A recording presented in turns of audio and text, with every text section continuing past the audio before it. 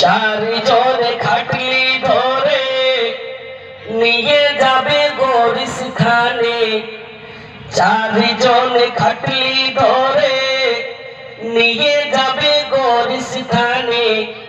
সবজন ফিরে আসবে, কেউ থাকবে না সেখানে। আলেম ওলামাদের দিকে দেখিনি তো ফিরে, যদি কোরআন হাদিস না মানি জীবনে, কি হবে কমির তোর পারে।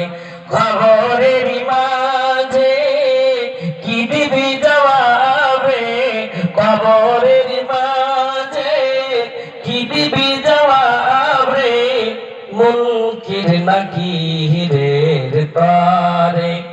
যদি কোরআন হাদিস না মানি জীবনে, কি হবে গভীর তোর পারে। শ্রদ্ধেয় সম্মানিত আজকের সভার সভাপতি সাহেব, স্টেজে বসে থাকা ওলামায়ে দ্বীন, সামনে বসে থাকা দিনদার ইমানদার বাপজিরা ভাইজানেরা, আমার পর্দানশীল মা ও ভগ্নীগণ, সমস্ত তারিফ প্রশংসা ওই আল্লাহর, যিনি আল্লাহ রাব্বুল আলামিন আমরাকে কিছু কোরআন হাদিস শোনার আর এই মাহফিলে বসার তৌফিক দান করেছেন। ওই মহান করুণাময়ের শুকরিয়া আদা করে আমরা সকলে পড়ি আলহামদুলিল্লাহ। তারপরে পরে জনাবে মুহাম্মদুর রাসূলুল্লাহ সাল্লাল্লাহু আলাইহি সাল্লামের উপর কোটি কোটি দরুদ ও সালাম অবতীর্ণ হোক। আল্লাহুম্মা সাল্লি আলাইহি আল্লাহুম্মা বারিক আলাইহি। ভাইজান আমার, উদ্দেশ্য তো বুঝতে পেরেছেন। শুনলাম আমরা জালসার উদ্দেশ্য শুধু চান্দা দেওয়া নয়। যদি চান্দাই দেওয়া হইতো এত বড় পিন্ডাল করে আলেম ওলামাকে ডাকানো হতো না। যাই হোক, কিছু ওয়াজ নসিহত শোনাবে, কোরআন হাদিস শোনাইবে, শোনার পরে আলেমে দ্বীন আপনার কাছে এতিমখানা মাদ্রাসা মনে করে যাতে আপনারা দান খায়রাত দিয়ে মাদ্রাসা চালাইছেন,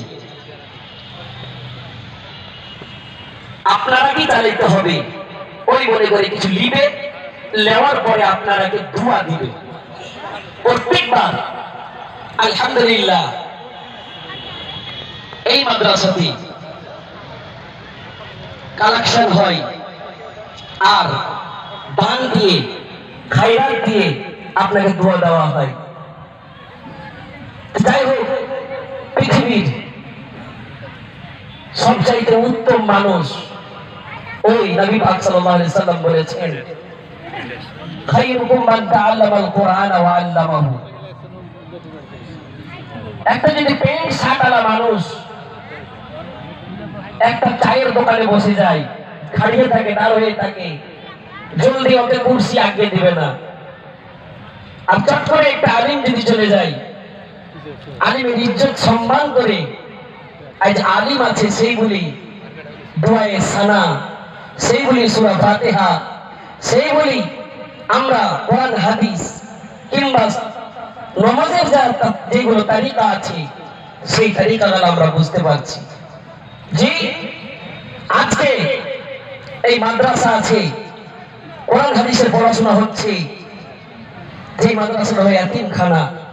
বাপজিরা আমার, গত বছর এই মাদ্রাসার কালেকশন আলহামদুলিল্লাহ আপনারা আমার হাতে দিয়েছিলেন, আল্লাহ তৌফিক দিয়েছে যে সেই বলে এসেছি। একটা জিনিস জানেন, এই মাদ্রাসার আমি পুরাতন ছাত্র ছিলাম, আর প্রত্যেক বছর এই মাদ্রাসাতে একটা 5টা 10টা ইয়াতিম বাচ্চার কোটা থাকে, ইয়াতিম বাচ্চা।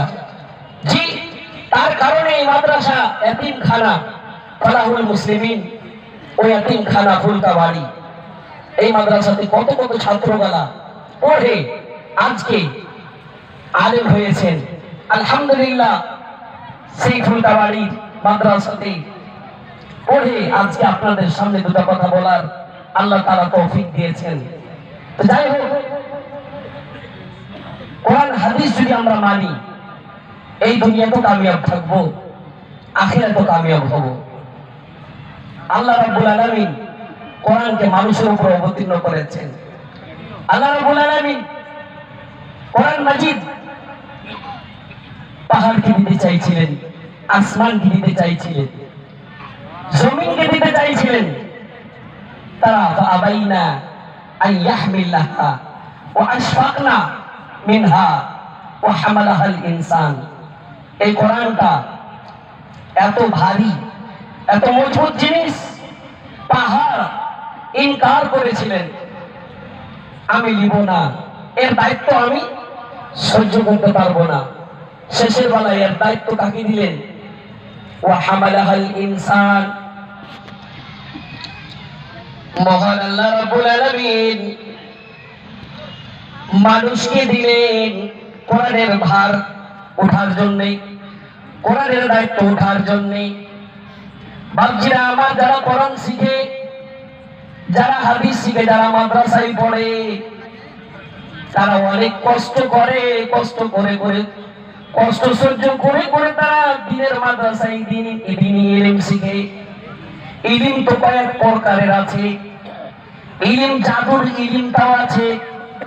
ইলম ওই জাদুর ইলম বৈধ নয়, কিতাবের ইলম, কোরআন হাদিসের কি করতে হবে।